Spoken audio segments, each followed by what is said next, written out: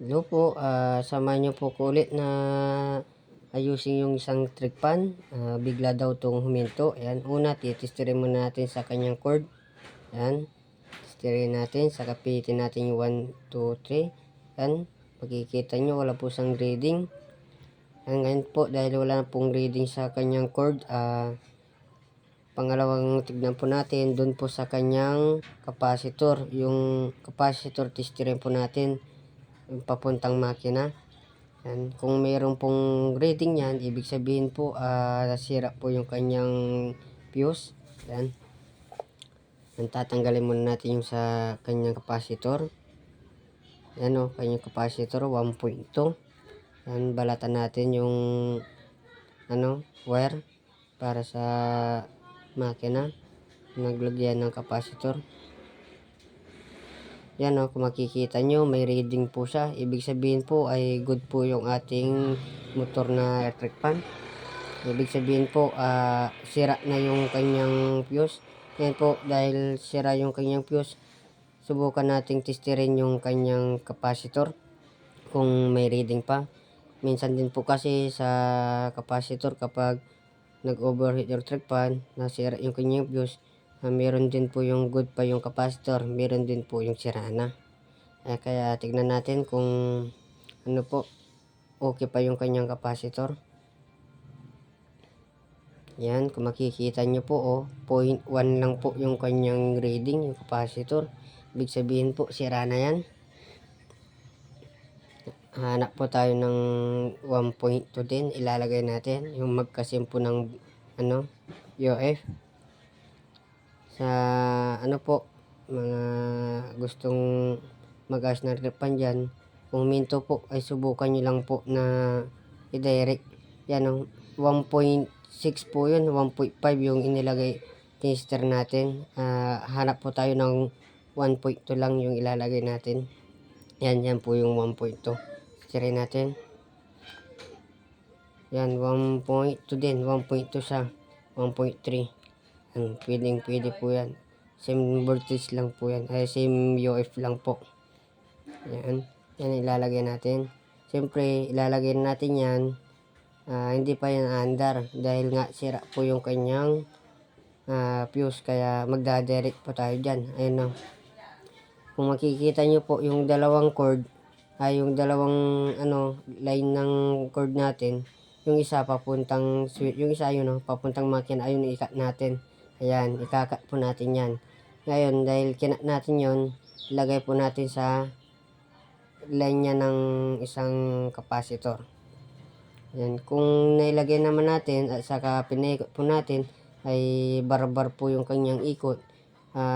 Ilipat nyo lang po yung kanyang wire sa kabilang capacitor. Doon po ay tama na po yung kanyang ikot. Huwag po kayo magal dahil kahit magkabaliktad po yung capacitor natin sa paglalagay, wala pong problema. Yan. Nilagay na natin yung kanyang capacitor. Sagad, dinirect na natin. Yan o. Testirin muna natin kung okay na siya. Yan o. Testirin po natin kung may reading po. Kanina walang reading. Yan. Ay, 1. Yun, may reading na po. 2 and 3. Meron na po. Ngayon po, kung huminto po yung electric fan nyo, kahit palitan nyo po ng capacitor yan, hindi po yan under kung nasira po yung kanyang fuse. Yan, subok natin. Yun, napakaganda na po yung kanyang ikot. Yan, okay na po siya. Ayan o. Ayan yung isang line ng cord. Diyan o, tinanggal natin dyan o. Yan, saka natin dinirect sa capacitor. Ganun lang po kadali. Kung nag-direct po kayo at saka hindi pa siya umandar, ibig sabihin po ay sira po yung kanyang capacitor. Yan, kung makikita nyo rin po, hindi po sa umiikot, nagsiswivel, gumagalaw-galaw lang po. Dahil nga put-put po yung kanyang gear, papalitan po natin yan. Yan o. Tipan muna natin, bigyan natin ng tip.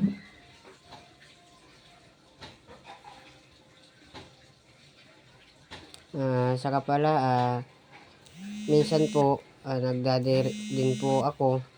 Minsan din po hindi na. Dahil kadalasan kasi nasisira sa electric fan yung kanyang fuse. Bago ko po yung dinirect, siyempre, sinabi ko rin po na kailangan po na may kasunod po yung ating electric fan. Ang mas maganda po kasi dyan sa electric fan natin, yung ginagamit po natin, yung may kasunod po sa baba. Ano po, ginamit po natin ng umaga, saka pagdating ng tanghali, ay may isa naman pong gagamitin natin para yung electric fan natin na ginamit sa pangumaga ay makapagpahinga sa tanghali. And para maiwas po sa overheat. Kadalasan din po sa mga ibang technician ay gano'n rin po yung ginagawa, yung dinadiri rin po. Pero ako rin po, nagdadiri din po ako, pero kadalasan din naglalagay po ko ng kanyang fuse, lalo na yung mga alam kong wala pong kasunod yung electric fan nila, naglalagay po ko ng kanyang fuse. Yan, dahil alam ko naman po sa kanila na may kasunod yung electric fan, kaya tineri ko na rin po. Pero kung kayo na rin din po yung gagawa, mas maganda rin po na bigyan natin. Yan, wala pong ano po, kumbaga, mas maganda rin na may fuse po yung ating electric fan.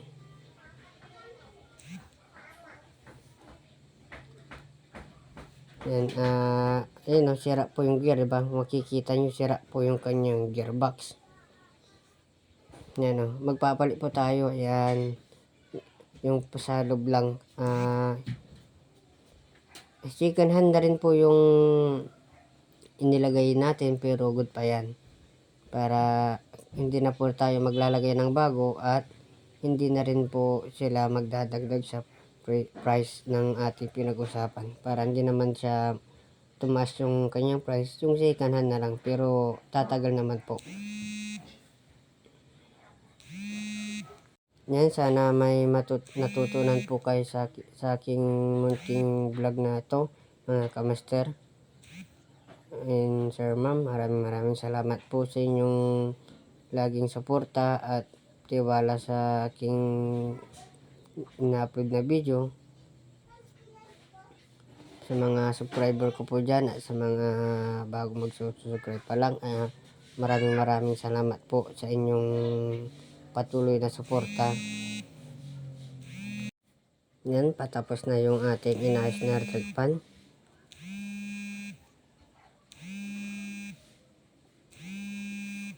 Yan, subok natin ulit. Yan. Yan, nagsiswivel na rin na maayos. Yung kanina, padugso-dugso po siya dahil nga po sira yung kanyang gearbox.